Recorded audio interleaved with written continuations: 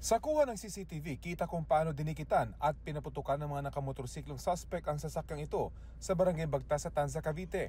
Ang target, si Barangay Bagtas Kagawad Christopher Aron. 4 na putok na baril ang pinakawalan ng riding in tandem. Tinamaan sa leg ang kagawad na kanya ikinamatay matapos ang 2 oras. Planado ito.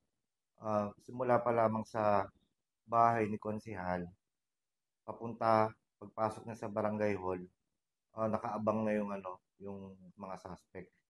Mabilis na lumabas sa sasakyan ang mga kasamahan ng kagawad, kabilang dito ang 4 na bata. Kasama niya yung kinakasama niya, tsaka yung mga bata, anak niya sa likuran. Pero wala namang Buti na lamang po at wala pong nadamay. Malapit mismo sa barangay napatigil ang sasakyan, tumanggi nang magbigay ng pahayag ang pamilya ng biktima. Pero Marso pa lang daw ay may mga nakikita na silang mga umaaligid sa bahay ng kagawad. Sa iba pang kuha ng CCTV, bago pang pamamaril ay binubuntutan na ng riding in tandem ang sasakyan ng kagawad. Wala naman daw kaaway, mabait at matulungin ang biktima. Matunog din daw ang pangalan ng pinaslang na kagawad bilang susunod na kapitan ng barangay.